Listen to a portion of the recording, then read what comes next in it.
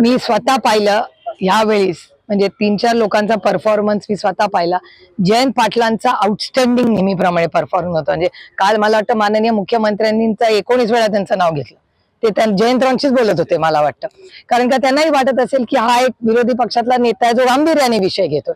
त्याच्यामुळे तो माननीय मुख्यमंत्र्यांचाही मनाचा मोठेपणा की त्यांनी एवढ्या मोठ्या पदावर असले तरी जयंतरावांशी त्यांनी गांभीर्याने तो विषय घेतला. त्याबद्दल आम्ही आभारी आहोत मुख्यमंत्र्यांचे. पण त्याचबरोबर जितेंद्र आव्हाड असतील, त्यानंतर रोहित असेल, संदीप क्षीरसागर असतील, त्या सगळ्यांचा परफॉर्मन्स म्हणजे आमच्याकडे दिल्लीत अशी पद्धत आहे की आमच्या राष्ट्रवादी काँग्रेस पक्षाचा प्रत्येक खासदार प्रत्येक सेशनला मिनिमम 1 आणि मॅक्सिमम 4 भाषण करतो. कारण का तेवढी बिलं येतात ती आम्ही सगळे वाटून घेतो. त्यामुळे प्रत्येक खासदार हा बोललाच पाहिजे, हा आमचा आग्रह आहे. आणि आम्ही एक टीम मध्ये काम करतो म्हणून नाही, पण मी आणि अमोल दादा तरी अभी पुराने हो गए. ये सब नए लोग आउटस्टँडिंग परफॉर्मन्स हो. मग बगरे सर असतील, निलेश लंके असतील, बाप्पा असेल, अमर असेल, ते आम्ही एकत्र आहोत म्हणून नाही, पण जेन्युइनली चांगली भाषणं करतात. पक्ष व्यतिरिक्त मात्र नाही, उदासीनता आमच्या पक्षा व्यतिरिक्त जी काय असेल तो डेटा मी घेईन, पण मी जरूर प्रत्येक आमदार खासदाराला विनंती करेन की आम्ही सगळे, म्हणजे बगरे सरांचं इथे उभे राहण्यात, पण तुम्ही राष्ट्रवादीच्या सगळ्यांचा संसदेतला अटेंडन्स बघा. आम्ही 11, पवार साहेब तर आम्हाला सगळ्यांना चिडवतात, तुम्हाला चावी दिली वाटतं, ओपनिंगला पण तुम्हीच सगळे आणि बंद करून घरी जायला पण आम्हीच. असंच झालेलं आहे. काही 25-30 आणि त्याच्यात भारतीय जनता पक्षाचे पण आहेत, फक्त आम्हीच आहे नाही. काही एक 25-30 खासदार आम्ही आहोत जे 11:15 वाजल्यापासून राईज पर्यंत आम्ही सगळे असतो. कारण फार कष्ट करून आम्ही निवडून जातो. आणि तुम्ही एवढ्यासाठी टमाटो नाही आम्हाला की तिकडे जाऊन काहीतरी बोला, आमचे न्याय मागा, ह्याच्यासाठीच तर संसद आहे.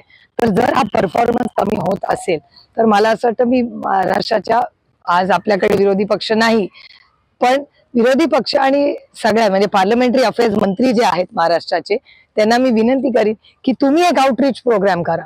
तुम्ही लोकांना सांगा की अरे आमदार खासदारांनो या, आपण सगळे मिळून चर्चा करू.